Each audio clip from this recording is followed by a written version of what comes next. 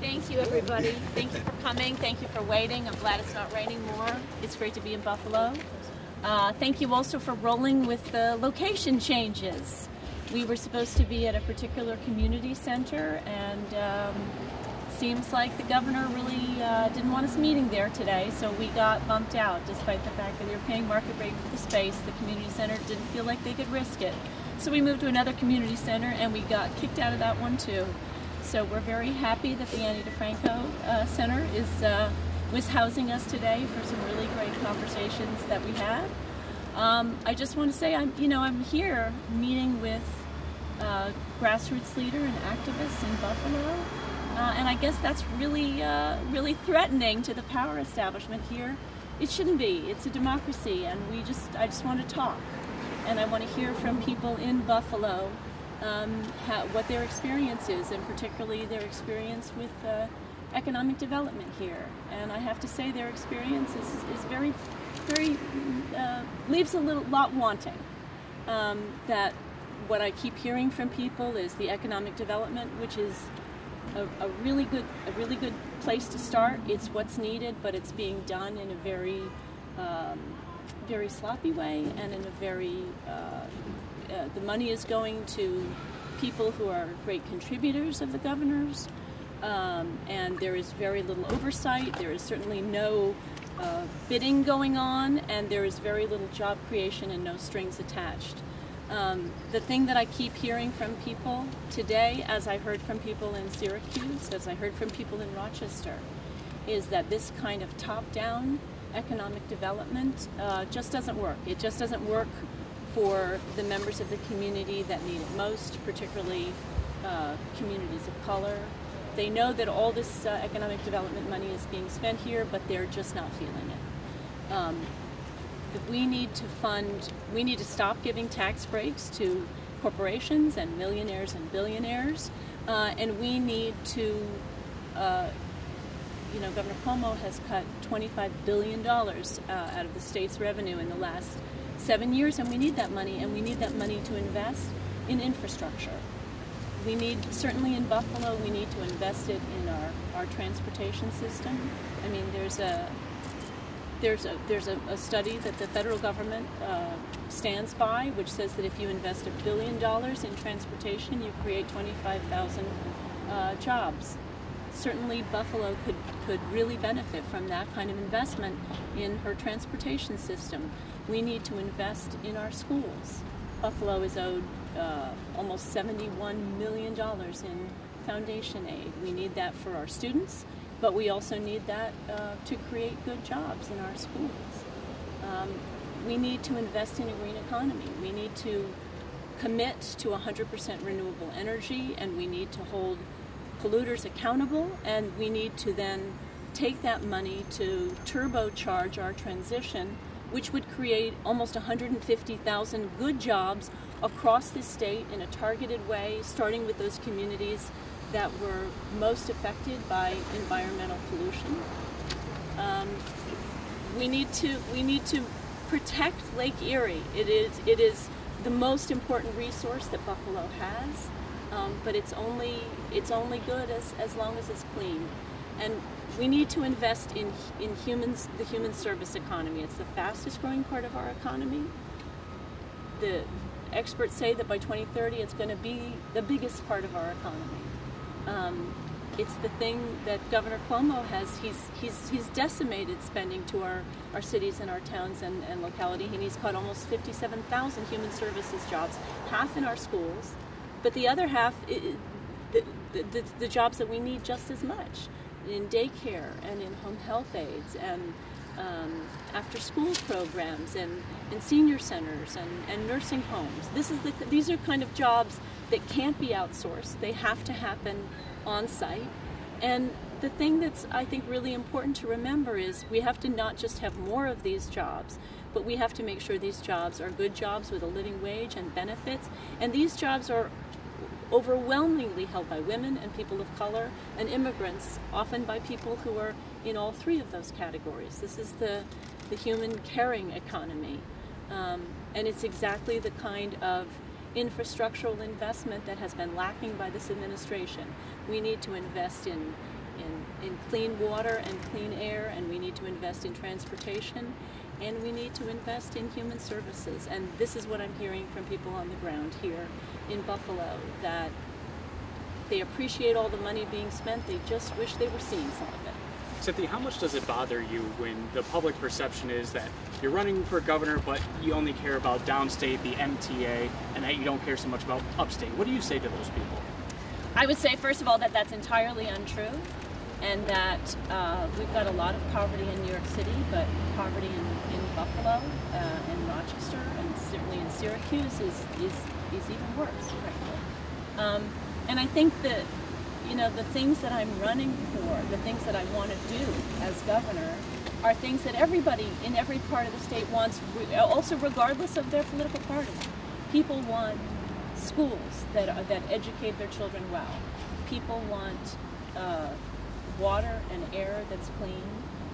People want transportation that gets them where they're going, and people want housing that they can actually afford. I mean, one of the things that Buffalo is really struggling with right now, in exactly the same way that New York City is because of the power of developers and landlords.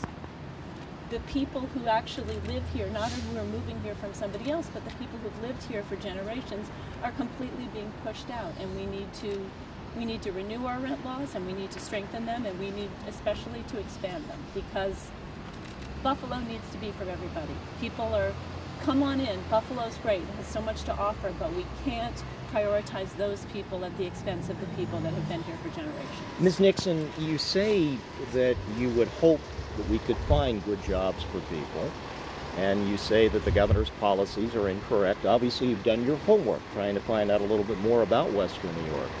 But the thing we constantly hear from people is taxes are too high. What would Cynthia Nixon do to cut taxes so that people don't see their tax bills constantly going up? Well, I think, you know, one of the things that would be my priority when I'm governor is to make sure that our schools are fully funded, and make sure that our schools are more equitably funded, and that has to do with the state taking on a bigger share and not making them completely tied to property taxes.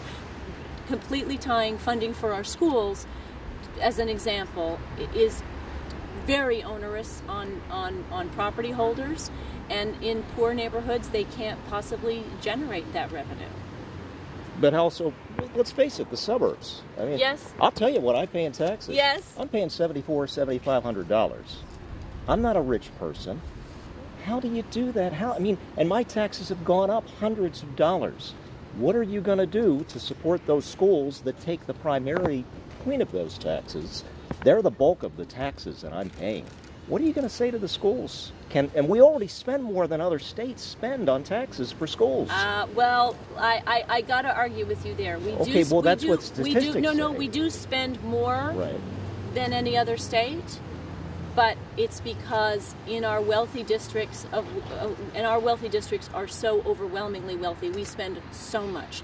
We were the second most unequally funded school system in the entire country. Only Illinois is worse than us, and we do spend a lot. It's a blue state. We provide a lot of services, but you can't show me a school in the east side of Buffalo. You can't show me a school in Brownsville. You can't walk into those schools with me and say enough money is being spent here. It's not.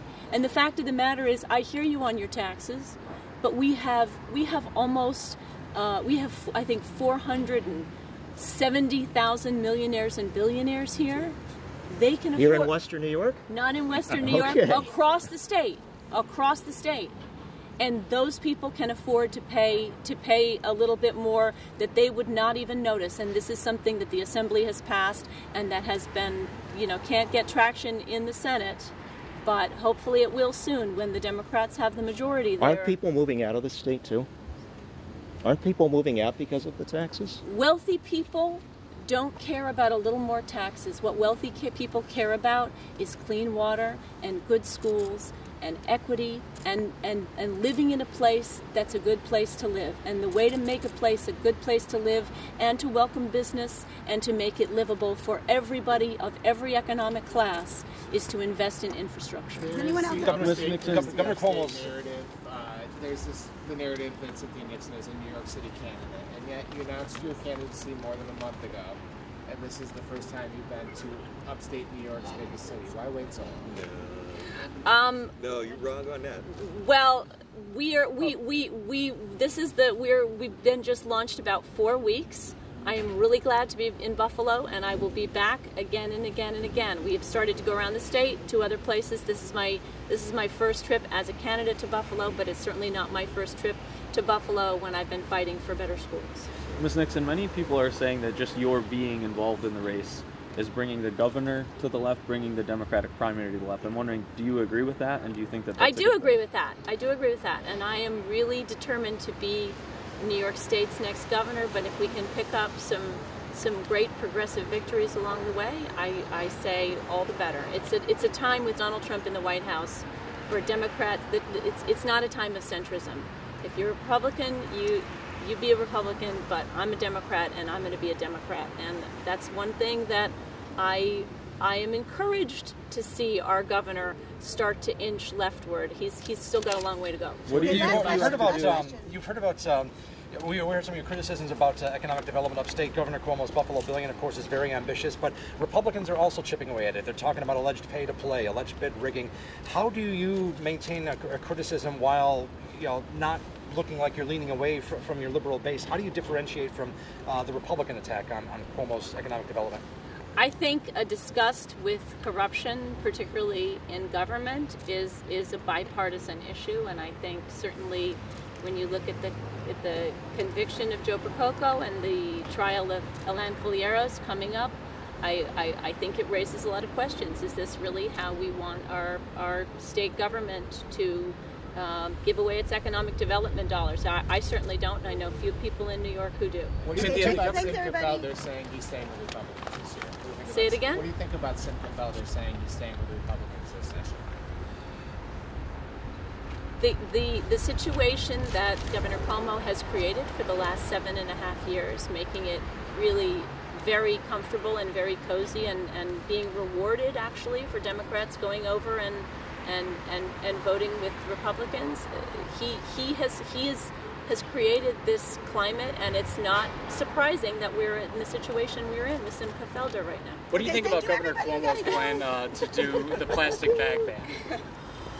Governor Cuomo's plan to do to put a fee on plastic bags. I'm Not really a fee. He's calling for a ban of the single-use. even better, because I'm really excited about that. I think that's great. I think that's a really heartfelt decision on his part. When last year in New York City we had fought for 4 years to put a fee on it, and he came in proactively and killed it. I'm glad that he woke up one morning and saw the world differently. I look forward to how he will be seeing the world differently in the months to come. Yesterday there was a special assembly election in which